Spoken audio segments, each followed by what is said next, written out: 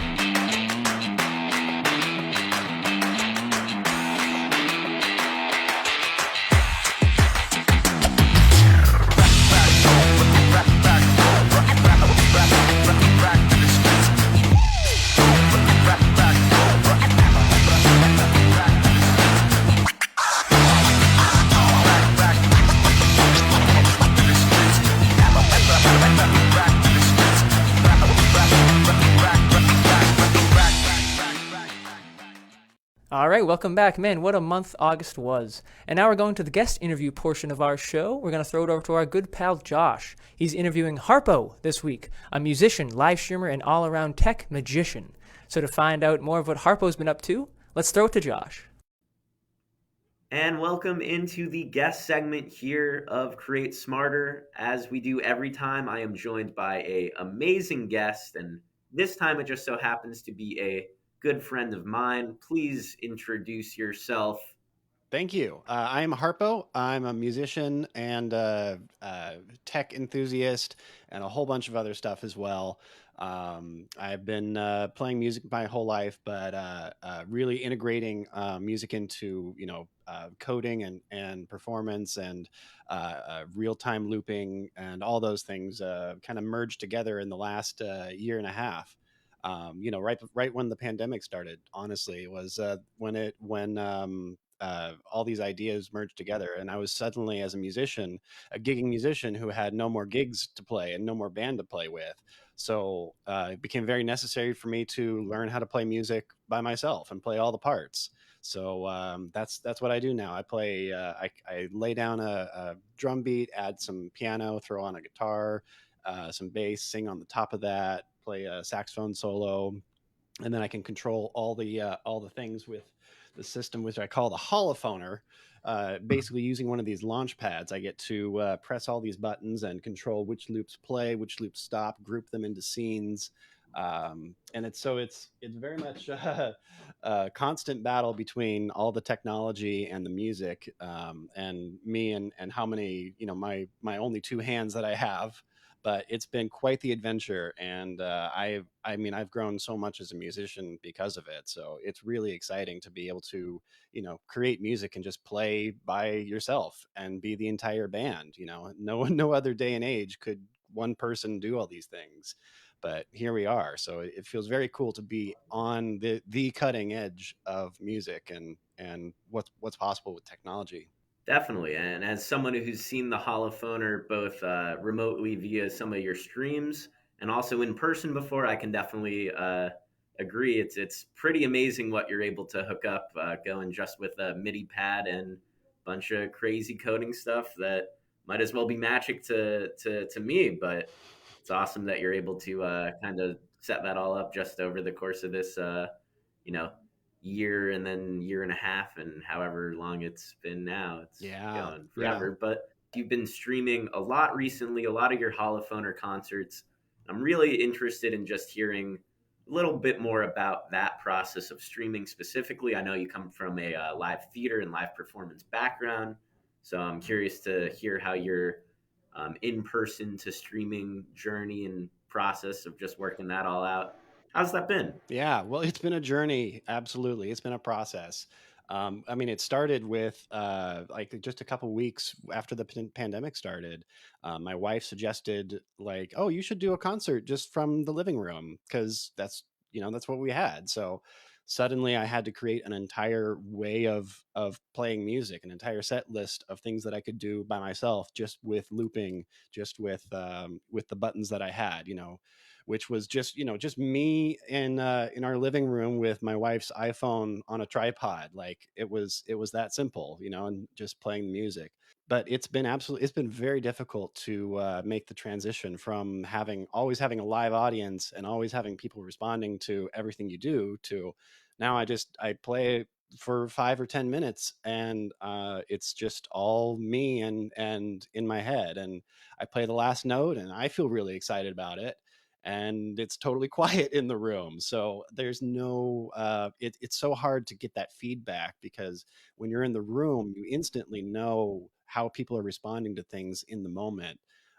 You don't even have to look. You can just feel the energy of what people are doing and how they're responding to what you're doing.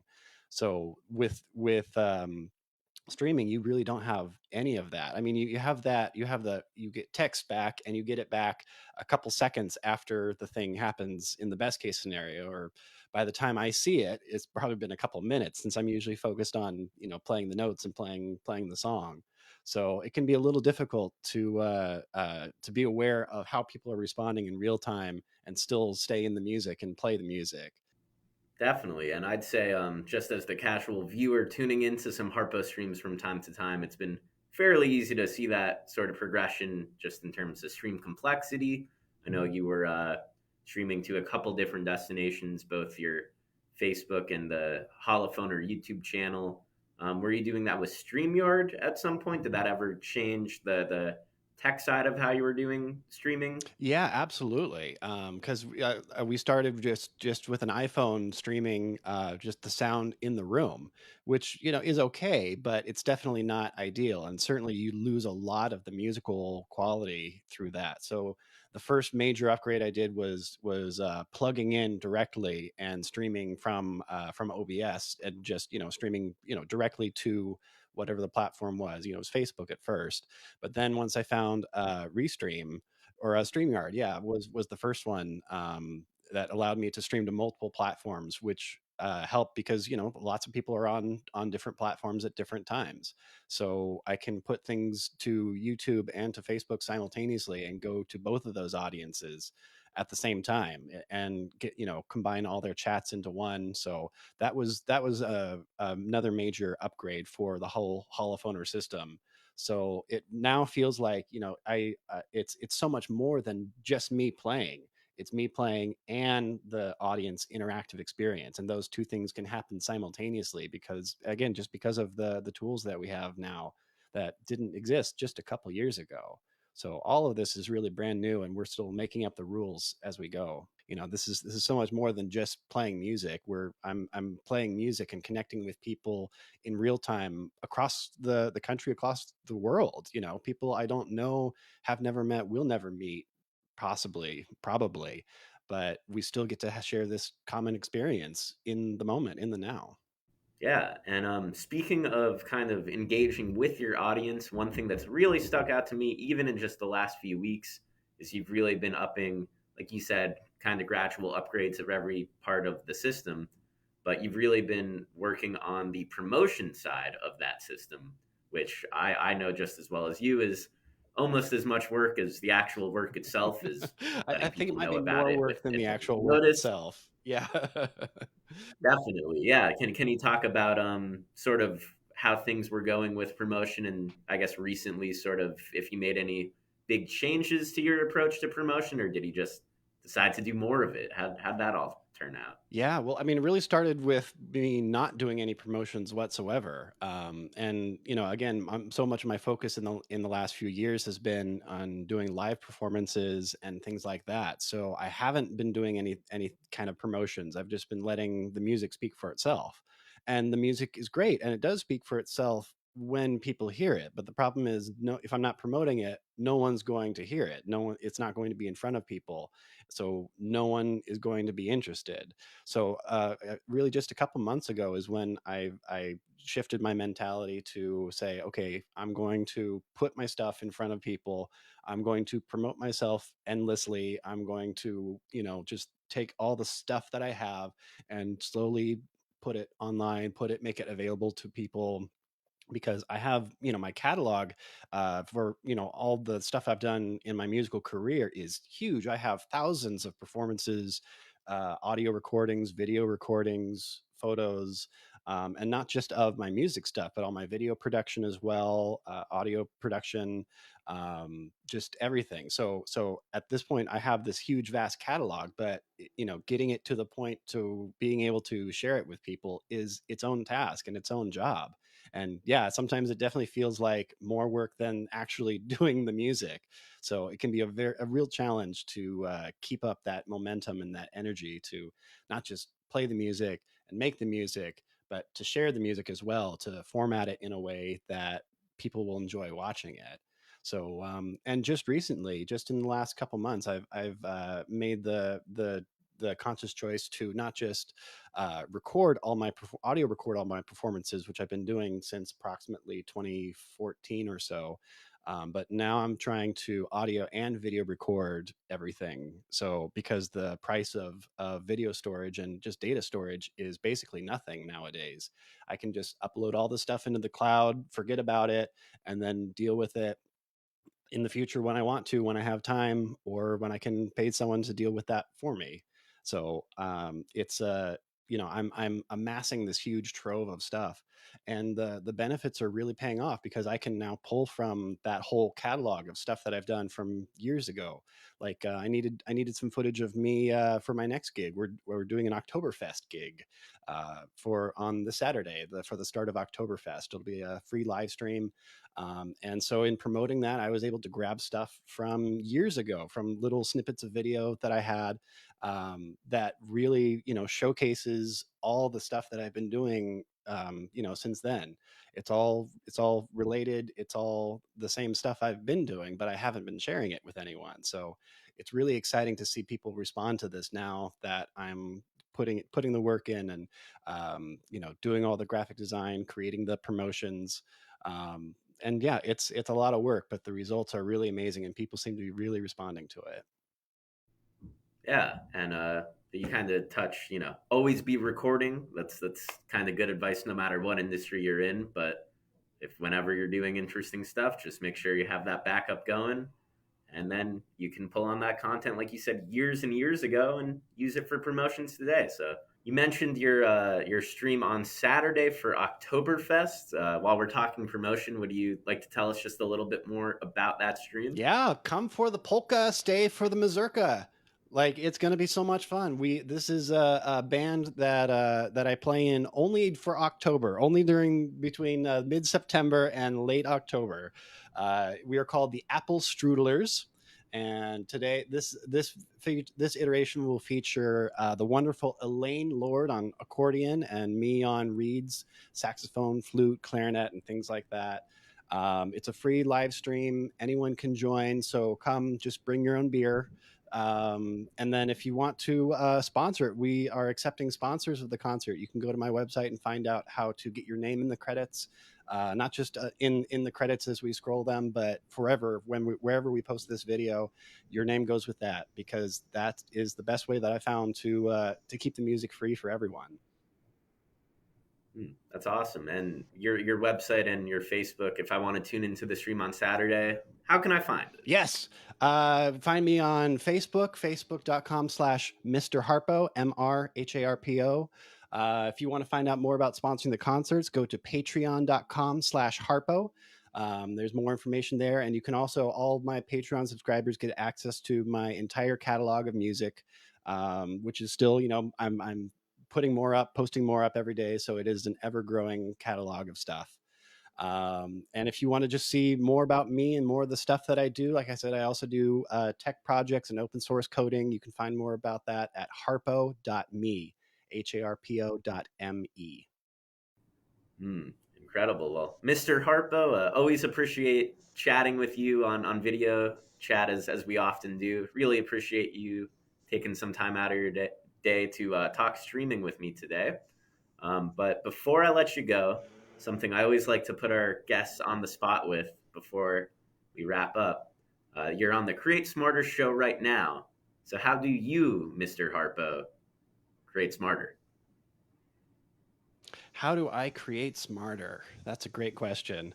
I look at my work as objectively as I can, which means for my music stuff, I record my performances and I watch it later, and I try to watch it as someone who's never seen it before, who's never experienced this, who has no idea what I am, and I ask, what is the first impression that I get from this?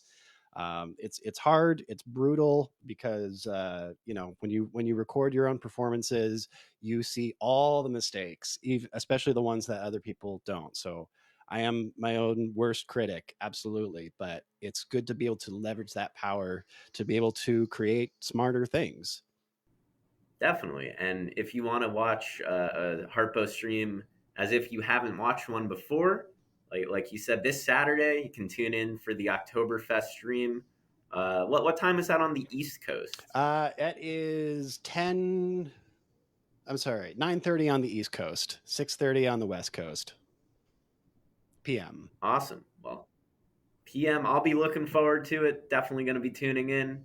Hope our viewers will be checking it out as well. But once again, Harpo, thanks so much for coming on. Thank you. Really appreciate your insights on this engaging field, and looking forward to all the streaming we have in our futures. Thank you so much. Appreciate it. Anytime. Great. Well, that's been our Create Smarter guest segment. And now back over to Connor for the rest of the show. Thank you, Josh. Another great interview, my friend. Now let's throw to everyone's favorite segment, Behind the Scenes. Let's check what me, Marissa, and Phil got up to at the end of August up in Tower Hill Botanic Garden.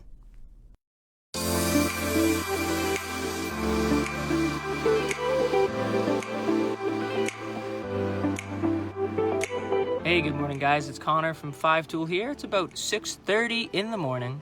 I'm on my way to actually grab Marissa on the way to Boylston, Mass.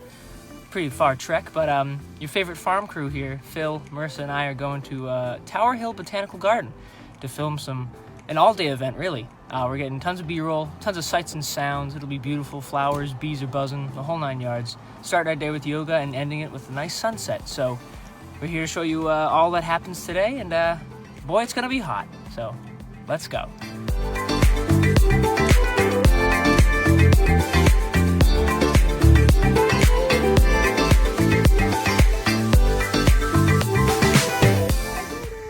Yay!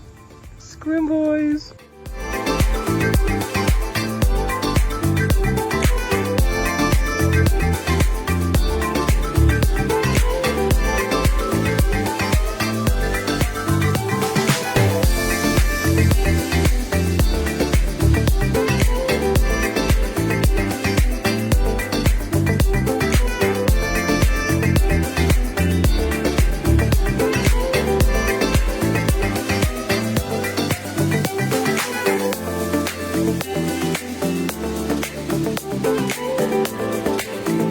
Pretty flowers.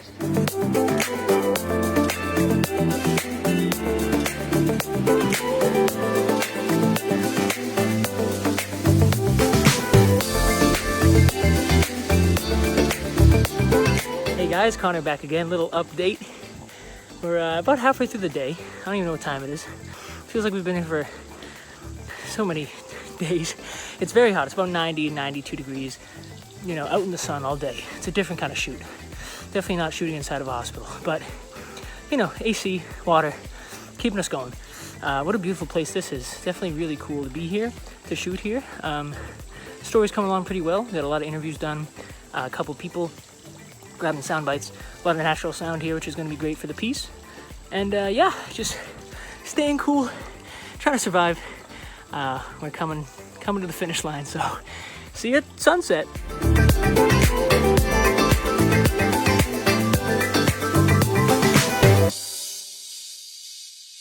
Guys, it's Connor.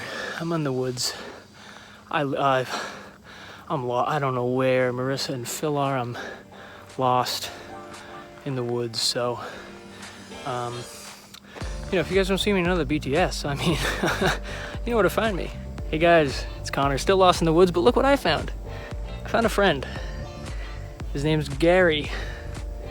Hello, Gary. Hey, how's the shoot going? Is this a video? It's going good. No, we're too sweaty for video.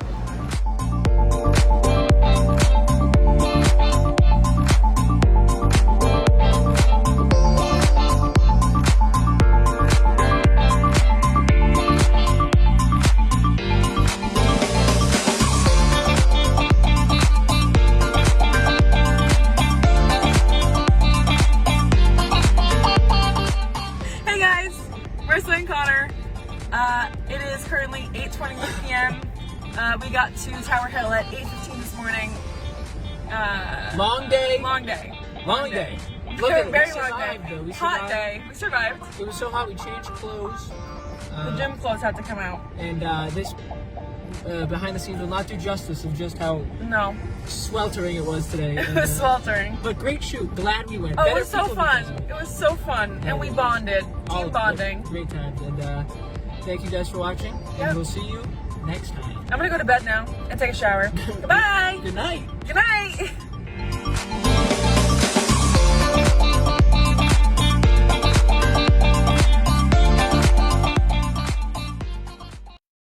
All right, welcome back. As you can see, I found my way out of the woods and back to the 5-tool office safe and sound.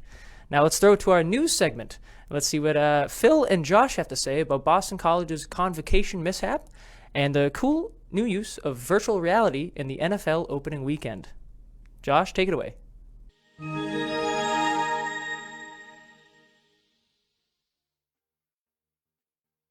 Hey there, folks. Welcome into this week's installment of Create Smarter News. I'm Josh, and as sometimes, I'm joined by Sometimes, yes. the wonderful Phil. Thank you. Thanks Welcome for in. having me. Yeah, appreciate it.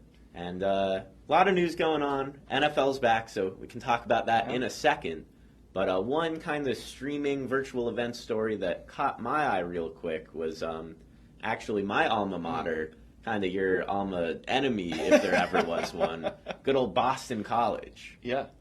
Yeah, so you had a story to share about a live streaming event for BC's convocation, correct? Oh, yeah. So BC, summer before freshman year, everyone reads a book, and then convocation, everyone goes into the auditorium, and you meet the author of the book, and they give a little presentation, speech you could call it, to kind of start off your 4 years at school. It's really good for setting the tone, taking things seriously. Obviously, this year, it's kind of a different story on college campuses. So all of the students were there in the Conti Forum themselves. However, the convocation speaker, Sherry Turkle, was actually coming in remote. And, in our business, that might be a live stream connection. That might actually be a pre-recorded speech that she gave. I was going to ask that, yeah. Not really sure. The thing that really caught my eye was the BC Heights, the student newspaper, wrote an article about it. And one point they kept kind of harping on was like, students seem distracted when hearing presentation from Sherry Turkle about staying engaged in our digital age. So yeah, class of 2025, inattentive, that's right there in the headline, and the article goes on to mention multiple times that students were on their phones, they were talking over her.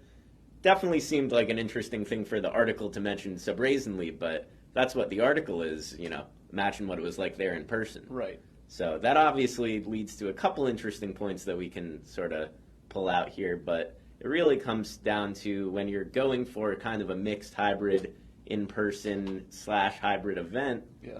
What do you do? What do you have to consider, Phil? Yeah, I think there's a couple of interesting points about this. First and foremost, it's college students, and not to generalize, but I think that there's a chance that if that presentation was given by a speaker in person, you probably would have had a chunk of people who are on their phones and chatting with one another and, not super attentive to the presentation anyway. Even beyond college students, you probably have plenty of adults and professionals who would go to conferences and spend time on their phone and things like that when there's a speaker, in person or virtual. Now, that said, when we're talking with people about hybrid events, the very first thing we always say is, what does your audience want? And I would be very curious to know, if students felt like they got shortchanged by being told, come to an in-person event to see a remote speaker. Now, the content may be interesting. A lot of those students may have even gone home and watched that video on demand and been very interested in it. But there is something to be said for, if you're asking someone to come in person, what is your audience expecting? Are they expecting an in-person presentation? And if they get something that doesn't match that, how are they going to react? So it's not necessarily anything about, the quality or the content or anything like that. It's more about, are you delivering to your audience what they're expecting? And if there is going to be a remote speaker, whether it's pre-recorded or live, make sure people know that up front, and then they can make a decision about whether or not they want to come. Because, ideally, you don't want people there who don't want to be there. So let them know what to expect. So I think that's the primary thing. What is your audience expecting, and how is what you're giving them match up with that expectation? Definitely. I think, speaking back to my days at Convocation, I was actually there in the back with the marching band. So even after my freshman year, I was there every single year. So, I mean, your audience might not be a bunch of college freshmen who are going to this mandatory speaker thing, which, even if it was awesome, they might, like you said, they might not really be thrilled to be there at all. Right. But definitely agree with all your points. Makes sense to think about your audience. What do they want? And when it is going to be a little different due to hybrid and virtual elements, how do we really make that fair, like you were saying, for all parties involved? Yeah, and I think one of the other things we stress, first of all, start with what your audience wants. But just as importantly, we try to talk about hybrid events to describe, your audience in person and your audience at home are completely different, and they're having completely different experiences. And you need to cater to those different experiences and make sure that you're providing a good experience for the people who are there and a good, different experience for the people who are at home. You can't just take one thing, say, oh, this fully virtual thing, we're just going to put it up on a Jumbotron and let it roll and people will be happy with it. And you can't just say, oh, we have this great in-person event and we're just going to set up one camera in the back of the room and people who are streaming it from their couch or their desk at their office are going to be happy with it, right? You need to always try to be mindful of whether it's a small event or a large event or a mandatory event or an optional paid event, whatever it is. You need to keep that in mind, because otherwise you just, you're not going to get out of it what you want to, because your audience isn't going to be engaged. So I think ultimately the big lesson for any hybrid and virtual event really is, that in-person audience is not the same as your at-home audience. And I would bet that if there are students who are off campus this year who couldn't make it in person to Convocation and they streamed that, they probably had a pretty enjoyable experience. It's just a speaker who they're used to seeing people present in that way normally now. When they're streaming from home, it's just a little bit jarring potentially if that's the entirety of an in-person program when you're sitting there with your friends. It's just not what you expect, and I think expectations are everything, and an acknowledgement of how your audience wants to consume things is really important, whether it's, like I said, an audience full of college students or professionals at a trade show, whatever it is, Agreed, yeah, and, obviously we were saying before, virtual hybrid events, any kind of event right now is pretty difficult. So, I mean, we're talking about them as a good example and maybe ways to think about doing virtual and hybrid differently. But shout out to BC for, Still got an event going, right? I mean, like, you brought in a speaker who maybe couldn't be there in person. I mean, like, that's a win in and of itself, right? Whether or not there were some students on their phones. So exactly. And, go Eagles. We'll be talking about BC throughout the bean pod and everything throughout. So thanks for chatting a little bit about BC. I know absolutely. Maybe not your favorite school in the Boston area that starts with the word Boston. When it comes to hockey, we don't necessarily get along. But, on a everyday basis, we can be collegial. It's okay. It's awesome. Right. Great. And then speaking of big rivalries, today's the Phil Power Hour here. We also have something to talk about in the realm of the National Football League. Yeah. And your New York Jets. Rub salt in the wound here. Yeah. Not going to talk about the game, just going to talk about the production of the game. We have a clip of the Carolina Panthers at their home opener. They had sort of a mixed AR, VR, some kind of reality, or Panther, I almost called them the Jaguars, yikes. But as you can see there, this was at the stadium yesterday. I believe folks were seeing this on the Jumbotron. They were rolling it out saying this is our new stadium VR, and it looks like it's grabbing that New York Jets flag right there and not being super respectful to it. Yeah, that's about right. I mean, like, that's just about what the Jets deserve at this point. But I guess my question, I saw this yesterday, and it's actually kind of cool. It's kind of well done. I guess I just don't fully understand, like, who it's for, because if you're in the stadium, they're not like superimposing that on the actual field. It's not like there's a hologram. This isn't like a concert situation where there's like a hologram of an artist and like you're far enough away and you're like, oh, that's kind of cool. It almost feels like I'm watching this performer. There was no element where something was like actually visibly superimposed on the field for the in-person audience. So I guess my question is, similar to our conversation about hybrid events, who was that for? Was it just to be a cool thing on social? Because like the in-person audience didn't really like enjoy that very much. You see it on the Jumbotron, your instinct is going to be to look down at the field and be like, I mean, that's fine, it's just a little video. Like, who was that for? Well, maybe, and I'm not sure exactly how the tech on this worked. Was searching a little earlier, seeing like, oh, maybe if I have a mobile app, if I download the Panthers hold it up app and it gives me a notification right before it's about to happen. Yeah. It says, hey, take out your phone, use our Panther lens, check out the field. Maybe it was that. Maybe that's sort of what they want to work up towards. Yeah. The people see it on social, see it on the broadcast, and say, oh man, I got to see that next time I go there. Not really sure. We're living on the cusp of the future here, so things are just kind of falling in place wherever they fall. But definitely kind of ties into a lot of what we're talking about sort of day to day here about thinking about both the in-person and the at-home remote viewing options. I mean, it was pretty cool. It was like pretty well done. Like from a motion tracking standpoint, you look at it, you're like, because in theory, as far as I understand, like it was like a moving camera in real time, right? Like it was showing the live view of the stadium, superimposing this digital Panther over it, right? As far as I understand. So I mean, like it's pretty impressive, from like a video standpoint. I just don't really. Look out! He's going to step on those them. guys. So yeah, I don't. And again, it's just salt in the wounds, Just another disrespect to the Jets, which they deserve. It's a 17-week season, still plenty of time for the Jets to go 16-1. Yeah, no, that's not going to happen, but I appreciate it. Yeah. Well, speaking of 17 weeks, we'll be here every week, every step of the way, every week in and out, throughout the NFL season and beyond here on Create Smarter News. Phil, thanks so much for coming on and talking about some of your favorite teams. Thanks, Josh. Appreciate it. Of course. And we'll be back next week with more Create Smarter News. Thanks so much for watching, and we'll see you then.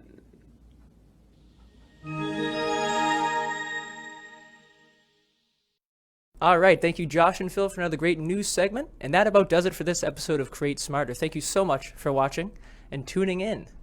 Before I let you go, though, I want to remind you all about the Hybrid Events webinar hosted by our own friends Phil and Tyler. That is on September 28th at 11 a.m.